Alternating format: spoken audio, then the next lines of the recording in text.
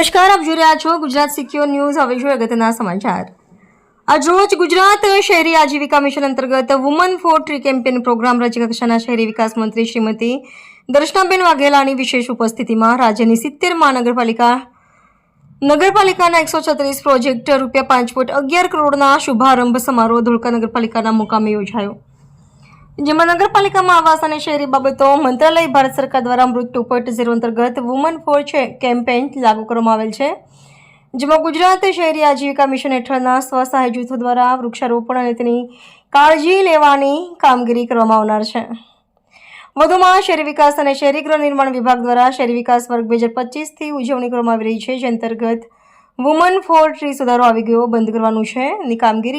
કામગીરીનો રાજ્ય કક્ષાએ શુભારંભ ધોળકા મુકામે કરવામાં આવેલ, જેમાં 70 નગરપાલિકાઓમાં સ્થાનિક કક્ષાએ કાર્યક્રમનું આયોજન કરવામાં આવેલ, જેમાં શહેરી વિકાસ વિભાગના સચિવ શ્રી ધર્મેન્દ્રસિંહ જાડેજા, મિશન ડાયરેક્ટર શ્રી ગુજરાત શહેરી આજીવિકા મિશન સંગીતા રૈયાણી, નગરપાલિકાના પ્રમુખ અશોકભાઈ મકવાણા, કારોબારી ચેરમેન કિંજલબેન જોશી, સંગઠન પ્રમુખ સુનિલભાઈ પટેલ, ચીફ ઓફિસર પ્રાર્થનાબેન રાઠોડ, ચૂંટાયેલા પ્રતિનિધિશ્રીઓ, મહિલા મોરચાની બહેનો, આગેવાનશ્રીઓ, કાર્યકર્તાશ્રીઓ મોટી સંખ્યામાં હાજર હતા। Reporter Yasin Mansuri, Gujarat secure news, Dholka.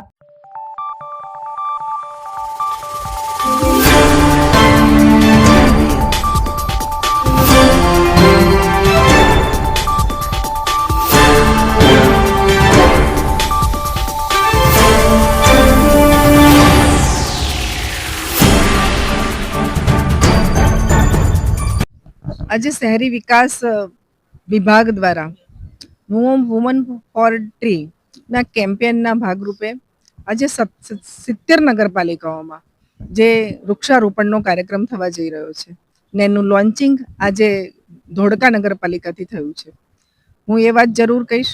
કે દરેક જગ્યાએ ગુજરાતમાં એક ગ્રીન કવર વધે એના આશયથી આપણે આજે વૃક્ષારોપણ મહિલાઓ કરે અને મહિલાઓ એનું જતન કરે એનું એક આયોજન કરવામાં આવ્યું છે। આપણા વડાપ્રધાન શ્રી નરેન્દ્રભાઈ મોદીએ એક પેડ માં કે નામ એનું એક અભિયાન ચલાવ્યું હતું ને એના જ કારણે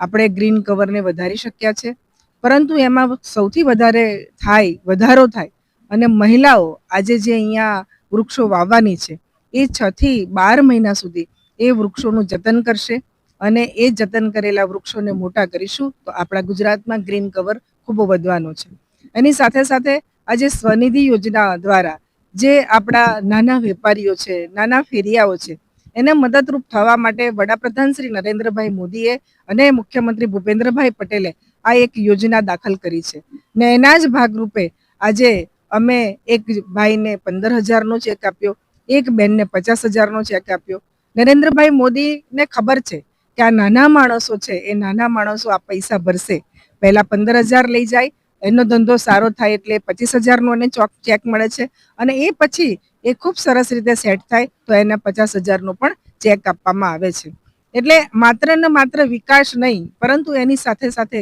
પર્યાવરણની ચિંતા કરવી અને એની સાથે સાથે જે નાના માણસોનો ધંધો રોજગાર સારો ચાલે એના માટેનો પ્રયત્ન પણ વડાપ્રધાન શ્રી નરેન્દ્રભાઈ મોદી અને અમારા મુખ્યમંત્રી શ્રી ભૂપેન્દ્રભાઈ પટેલ કરે છે। એના જ ભાગરૂપે આજે